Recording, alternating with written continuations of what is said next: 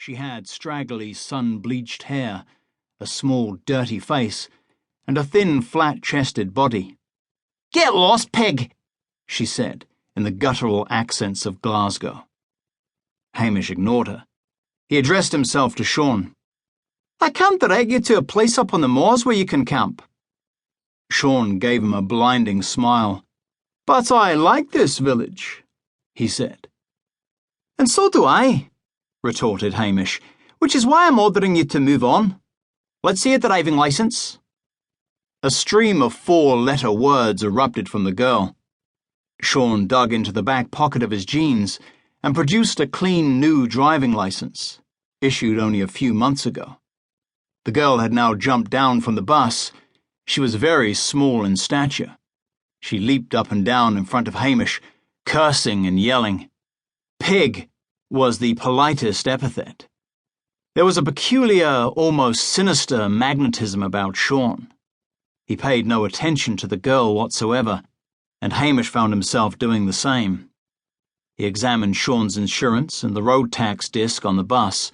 Both were in order. He handed back the papers and said firmly, "Now get moving." Sean grinned. "Certainly, officer."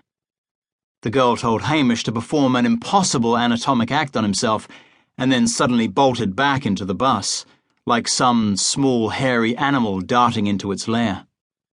"Pay no attention to Cheryl," said Sean lazily. "Rather an excitable type." "Her full name?" snapped Hamish. "Cheryl Higgins, like the professor." Hamish waited until Sean had climbed into the driver's seat, until the bus clattered off. He stood with his hands on his hips and watched it go. Then he shook his head. He should not have allowed Sean to upset him. If they parked up on the moors, they would not stay long. He knew the travellers preferred to be with their own kind. It was unusual to find just 2 of them and 1 old bus. This fine weather was unusual. Soon, there would be the lambing blizzard, that vicious fall of snow which always arrived in the late spring to plague the shepherds. His mind turned to the problem of P.C. Willie Lamont. He would not have minded at all having a helper. All policemen, however crime-free the area they lived in, were landed with a lot of paperwork. Hamish regarded the police station as his home, his own home, and he wished he could manage to get Willie to live somewhere else in the village. As he ambled back again in the direction of the police station, he saw that his dog, Towser, was once more tied up in the garden. Poor Towser was always being banished outside these days, thought Hamish. Willie must be scrubbing the floors. Again. He decided to go up to Tommel Castle Hotel, where his friend, Priscilla Halberton Smythe, was working in the hotel gift shop. Priscilla's father, Colonel Halberton Smythe, had turned his home into a hotel to recoup the vast losses he had made by trusting his money to a charlatan. The hotel had prospered, having excellent shooting and fishing, and high enough charges to appeal to the snobbish and the parvenu who thought the Colonel's high-handed manner with his guests was a sign of true breeding, rather than the mixture of arrogance and sheer bloody-mindedness that it, in truth, was. As he unhitched Towser and led the dog to the police Land Rover, Hamish reflected sadly that having Willie in the police station was like being married to a nag of a wife.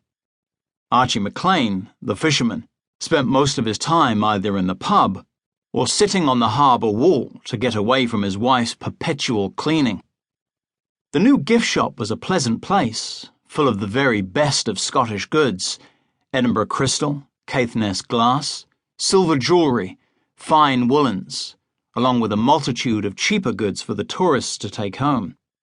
Shortbread, locally made fudge, guidebooks, postcards, souvenir pens and pencils, and stuffed toys. Priscilla was wearing her new tourist uniform of frilled white shirt and short tartan skirt. Hamish wondered what the tourists made of her, this graceful woman with the smooth blonde hair and the superb figure who looked as if she had stepped out of the pages of Vogue. She saw Hamish and smiled. "I've had the coffee machine put in here. You must have got word of it." "I'm not mooching," said Hamish, who nearly always was.